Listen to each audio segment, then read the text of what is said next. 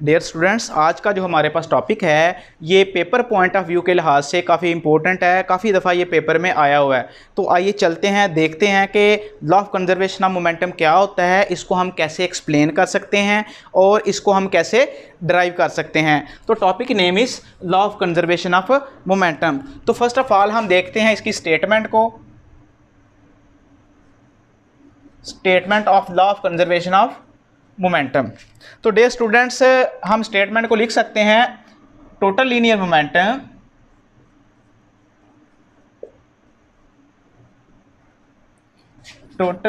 Momentum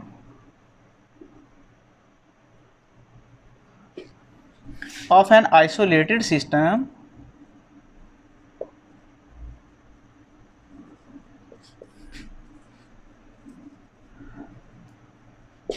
remain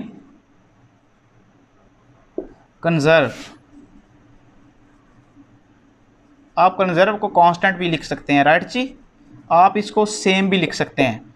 तो this is a definition of law of conservation of momentum, यानी कि एक ऐसा लॉ जिसमें टोटल लीनियर मोमेंटम जो है वो किसी भी सिस्टम का आइसोलेटेड सिस्टम में वो कांस्टेंट रहता है। अब हम इसको देखेंगे कि ये जो बात हमने की है कि total linear momentum of an isolated system remain conserve, हमने इस चीज़ को प्रूव करना है कि क्या वाकई जो हमारे पास जो टोटल मोमेंटम है किसी भी बॉडी का, किसी ऑब्जेक्ट का, क्या वो हमारे पास कुछ फंक्शन परफॉर्म करने के बाद, कोलिजन्स के बाद, कोलाइड करने के बाद क्या वो कांस्टेंट रहता है। तो आइए चलते हैं, इसके लिए हम एक डायग्राम को स्टडी करते हैं कि हमारे पास जो है ना डायग्राम में आप कंसिडर करें कि consider there are two ball. एक बॉल जो है वो हमारे पास M1 है और एक बॉल जो है वो हमारे पास M2 है, राइट जी। और सेम मैसेज हैं और M1 जो है वो मूव कर रहा है विद वेलोसिटी V1 और M2 जो बॉल है वो मूव कर रहा है विद वेलोसिटी V2। फर्स्ट ये हमने बात किया कि हमारे पास दो बॉल हैं। आप इनको हार्ड बॉल भी कह सकते हैं, किसी आइसोलेटेड सिस्टम में है, स्मूथ हार्ड बॉल हैं और ये मूव कर रहे हैं with velocity V1 and V2 with the passage of time. कुछ टाइम गुजरने के बाद या after certain interval of time, जब वेलोसिटी जो है V1 velocity greater than V2 velocity, V1 velocity जब ज़्यादा होती है V2 वेलोसिटी से, तो क्या होता है कि ये जो बॉल है ये कोलाइड करेगा विद मैस M2, यानी कि M1 mass collide with the mass of M2। तो जब कोलिजन्स करेगा तो कोलिजन के एक बॉल हमारे पास ये है जिसको हमने M1 कहा था और दूसरा बॉल जो है वो हमारे पास M2 है, राइट जी। अब देखें, जब M1 की जो वेलोसिटी थी V1 वो ग्रेटर हुई थी, जो वो ज़्यादा हुई थी V2 से, तो फिर जो है वो M1 कोलाइड किया था मैस M2 के साथ। अब यहाँ पे एक चीज़ देखें, जब ये दोनों एक दूसरे से टकराएंगे तो ये ऐसे ही है कि जैसे कि एक बंदा जो है वो गाड़ी पे मूव कर रहा है और पीछे से जो तेज़ रफ्तार गाड़ी आके उससे टकराती है, यानी कि रोड एक्सीडेंट होता है, वो स्पीड से गाड़ी पीछे से आती हुई उससे टकराती है, तो टकराने के बाद जो है अपना इफ़ेक्ट जो है दूसरे पे डालती है। तो सेम एज इट इज़ यहाँ पे कंडीशन है कि हमारे पास ये जो मैस M1 है जब कोलाइड करेगा मैस M2 पे, तो ये जो मैस M1 है ये एक फोर्स लगाएगा जिसको हम फोर्स F कहेंगे और ये लगा रहा है M1 मैस फोर्स लगा रहा है M2 पे। और एक्शन का रिएक्शन, क्योंकि जब ये एक दूसरे के साथ कोलाइड करते हैं तो according to Newton third law of motion action and reaction are equal but opposite in direction. तो यहाँ पे ये चीज़ देखें, जब दोनों मैस एक दूसरे से कोलाइड कर रहे हैं तो ये जब इससे टकराएगा तो एक्शन कर रहा है, एक फोर्स इस पे अप्लाई कर रहा है जिसको हमने F कह दिया। अब रिएक्शन के तौर पे M2 जो है एक फोर्स जो है वो M1 पे जब अप्लाई करेगा, इस पे लगाएगा, तो उस फोर्स को हमने F प्राइम का नाम दिया जी, according to Newton third law of motion. इसके बाद ये दोनों मैसेज जो है आफ्टर कुलियन ये हमारे पास जो दोनों मैसेज हैं M1 मूव कर रहा है विद वेलोसिटी V1 प्राइम और ये जो हमारे पास बॉल है M2 मूव कर रहा है with velocity V2 prime, right जी। तो ये जो डायग्राम को हमने स्टडी किया है, अब हम इसकी एक्सप्लेनेशन को देखते हैं कि हम इसको कैसे एक्सप्लेन कर सकते हैं।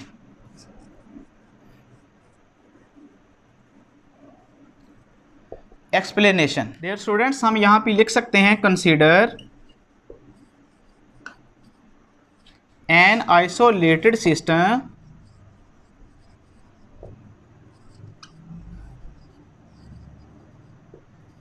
of two smooth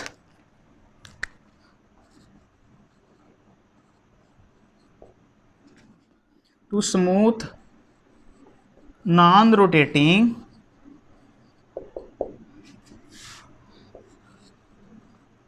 hard balls of mass m1 and m2। Right जी। अब हमने यहाँ पे लिखा है कि हमारे पास दो बॉल हैं और ये स्मूथ जो है नॉन रोटेटिंग हार्ड बॉल्स हैं हमारे पास, और ये इनका मैस है m1 और m2। राइट जी। अब हम लिखते हैं कि moving with velocity v1 and v2। Moving with velocity v1 and velocity v2।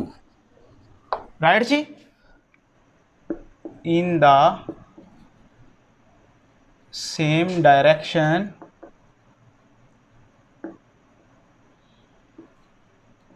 such that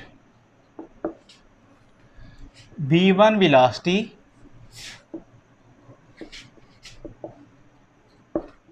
is greater than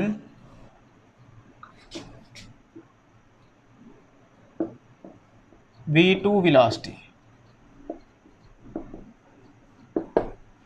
dear students, हमने यहाँ पे देखा था कि दो बॉल हैं। Consider there are two ball having mass m1 and m2 moving with velocity v1 and v2 after the passage of time when the velocity of v1 is greater than the velocity of v2 then these are collide with each other. तो यहाँ पे हमने लिखा है कि हमारे पास दो message हैं, m1 है m2 है, मूव कर रहे हैं विद वेलोसिटी v1 और with velocity v2 in the same direction. जो है ये हमारे पास सेम डायरेक्शन में मूव कर रहे हैं। राइट जी। Such that v1 velocity is greater than v2। तो हमारे पास यहाँ पे कंडीशन है v1 velocity is greater than v2। Right जी। Then these two balls collides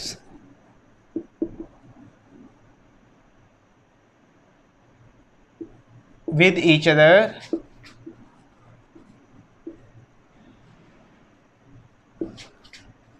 and the velocity is changes to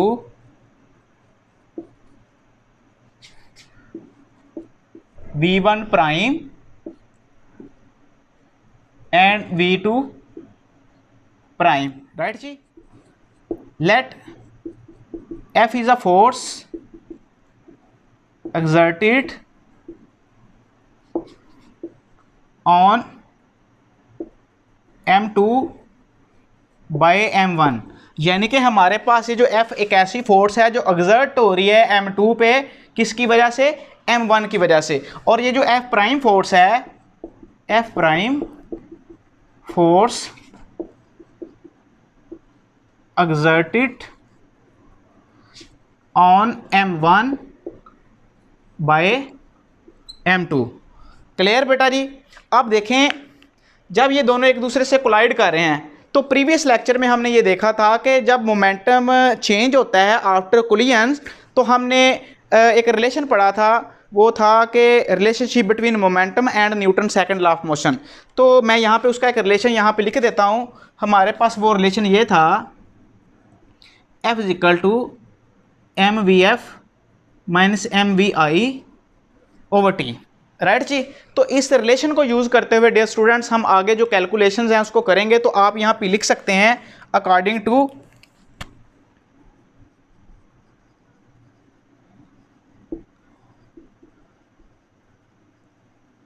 Newton's second law of motion.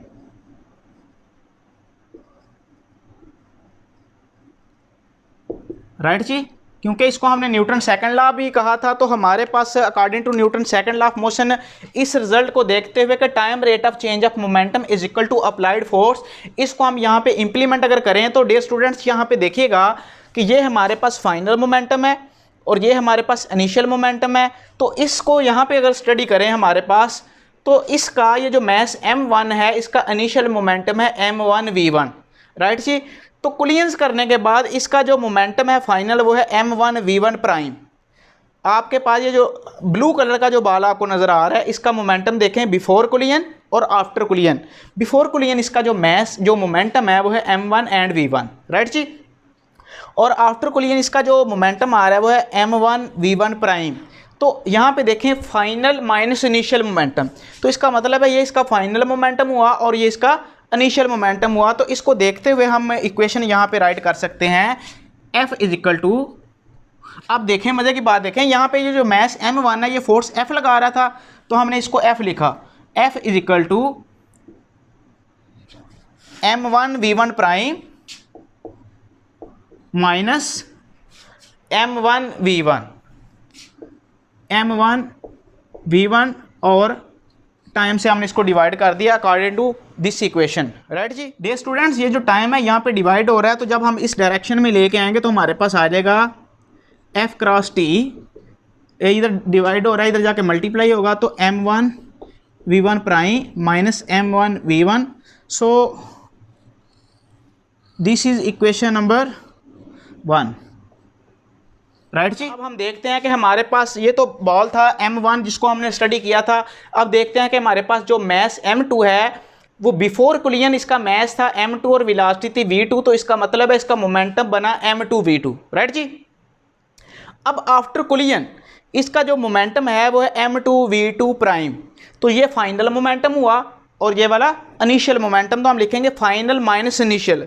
तो अब देखें ये जो बॉल m2 है ये फोर्स लगा रहा है on ball m1 is F prime, तो आप यहाँ पे लिख सकते हैं according to diagram F prime is equal to final momentum m2v2 prime minus m2v2,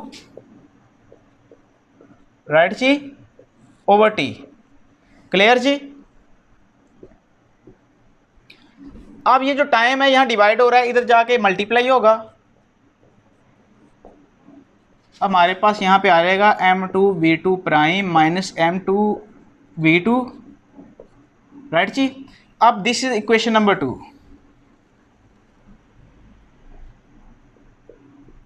dear student अब हम यहाँ दोनों इक्वेशंस को ऐड करते हैं, adding equation 1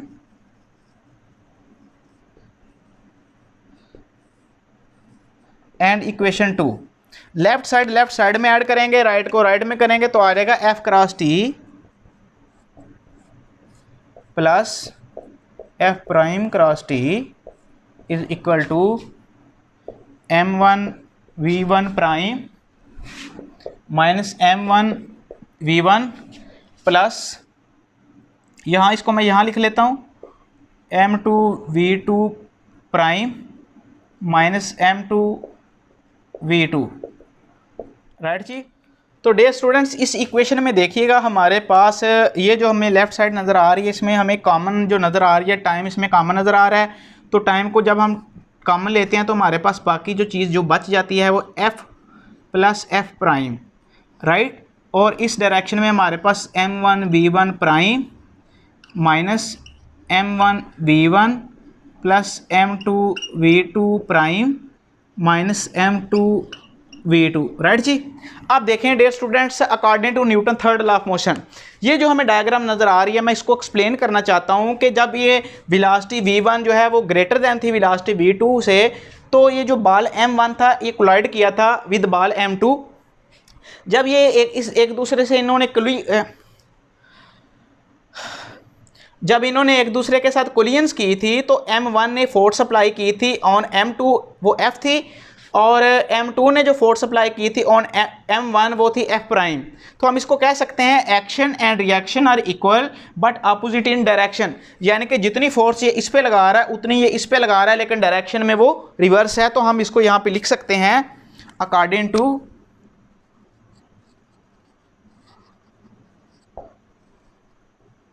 Newton's third law of motion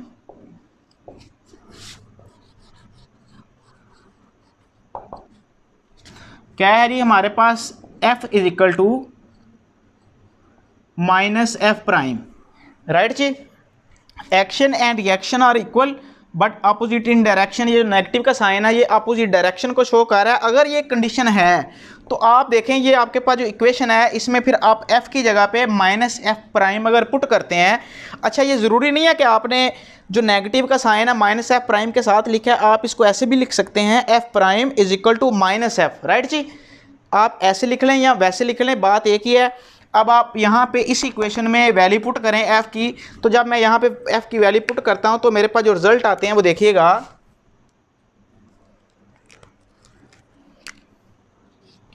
t into F की जगह माइनस एफ प्राइम पुट किया, minus F prime plus F prime, और हमारे पास जो बाकी इक्वेशन है वो as it is m1v1 prime minus m1v1 plus m2v2 prime minus m2v2, right जी। अब डे स्टूडेंट यहाँ पे देखें ये दोनों एक दूसरे के साथ कैंसिल हो जाएंगे, प्लस माइनस एक दूसरे के साथ कैंसिल, तो यहाँ पे जीरो आएगा, तो t जीरो से मल्टीप्लाई होके तो लेफ्ट साइड पे जो आंसर आएगा वो जीरो आ रहा है। तो जो रिजल्ट हमारे पास आ रहे हैं वो आएंगे zero is equal to m1v1 prime minus m1v1 plus m2v2 prime minus m2v2, right जी। तो डियर स्टूडेंट्स इस इक्वेशन में ऐसी वैल्यूज जो कुलियन से पहले की थी उनको एक साइड पे कर लेते हैं और जो आफ्टर कुलियन थी उसको एक साइड पे कर लेते हैं। तो इसको सिंपल वर्ड में अब मैं ऐसे कह सकता हूं कि जो प्राइम वाली है उनको एक साइड पे कर लें और जो विदाउट प्राइम वाली है उनको एक साइड पे कर लें। तो हमारे पास यहाँ पे एक जो है ये विदाउट प्राइम ये है और एक वैल्यू ये है, तो इसको जब मैं लेफ्ट साइड पे लेके आता हूँ तो आता है m1v1, ये नेगेटिव है इधर आके प्लस हो जाएगी तो plus m2v2 is equal to यहाँ जो रिमेनिंग बच गई हैं उसको हम लिख लेते हैं m1v1 prime plus m2v2 prime, right जी। तो ये जो हमारे पास इक्वेशन आई है ये है law of conservation of momentum, ठीक है। तो डियर स्टूडेंट्स इस इक्वेशन को मैं बोल्ड कर रहा हूँ क्योंकि ये हमारे पास फाइनल रिजल्ट हैं।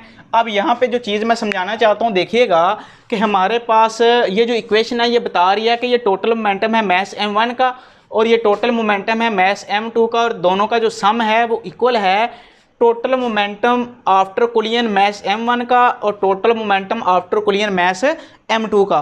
तो आप इसको दो तीन तरह से जो है वो डिफाइन कर सकते हैं, एक्सप्लेन कर सकते हैं ये इक्वेशन हमें क्या बता रही है। तो आप इसको लिख सकते हैं कि total momentum before collision is equal to total momentum after collision. आप इसको कह सकते हैं कि total initial momentum of an isolated system and the total final momentum of an isolated system remain constant. बात की समझ आ गई है। तो डियर स्टूडेंट ये हमारी फाइनल इक्वेशन है, ये law of conservation of momentum है। तो देखते हैं कि ये इक्वेशन हमें क्या बता रही है, क्या रिप्रेजेंट कर रही है। तो हम यहाँ पे लिखते हैं this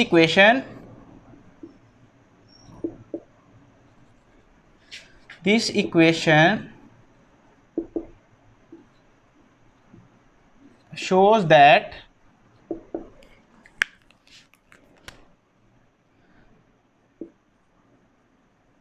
total linear momentum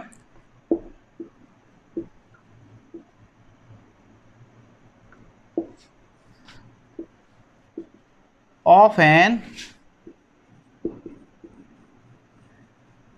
isolated system remain constant।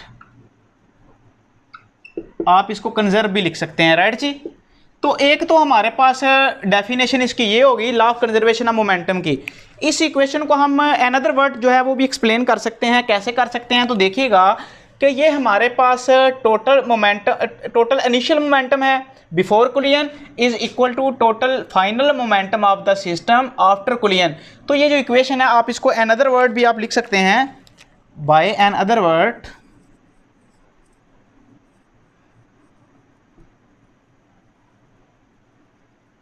कैसे लिख सकते हैं आप, total initial momentum of the system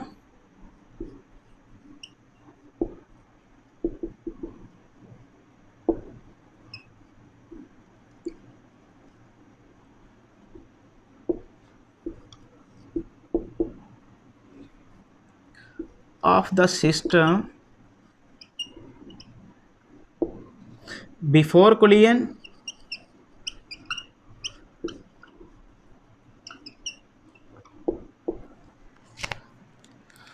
is equal to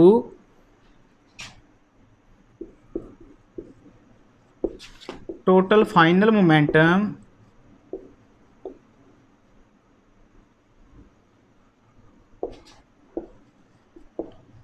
of the system after collision. Right जी, यानी कि ये जो मोमेंटम है हमारे पास बिफोर कोलिजन्स का इक्वल है आफ्टर कोलिजन पे, तो आप इसको ये कह सकते हैं कि total linear momentum of an isolated system remain constant, या total initial momentum before collision is equal to total linear momentum after collision. So this is a law of conservation of momentum. तो dear students, ये जो हमारे पास result हैं ये हमें ये चीज़ बता रहे हैं कि हमारे पास ये वाली जो बॉडी है जितना मोमेंटम ये ट्रांसफ़र करती है दूसरी बॉडी को, उतना ही मोमेंटम दूसरी जो बॉडी है जो सेकंड मैस है वो फर्स्ट मैस को उतना ही मोमेंटम ट्रांसफ़र करता है। तो इसको कहते हैं law of conservation of momentum, जिसमें टोटल मोमेंटम बिफोर कोलिजन का इक्वल होता है total momentum after collision. Collision करने से पहले और बाद का दोनों का मोमेंटम जो है वो सेम होता है, इसमें कोई चेंज नहीं आता। बात की समझ आ गई है? तो this is a law of conservation of momentum. तो इस टॉपिक से रिलेटेड आप लोगों का अगर कोई क्वेश्चन है तो वो आप कमेंट में ज़रूर डिस्कस करें, ताकि आपको उसका जो प्रॉपर आंसर है वो आपको मिल सके। हमारे चैनल को अगर अभी तक आपने सब्सक्राइब नहीं किया तो डियर स्टूडेंट्स उसको ज़रूर सब्सक्राइब करें, ताकि हर आने वाला नया लेक्चर जो है उसका नोटिफिकेशन आपको मिल सके।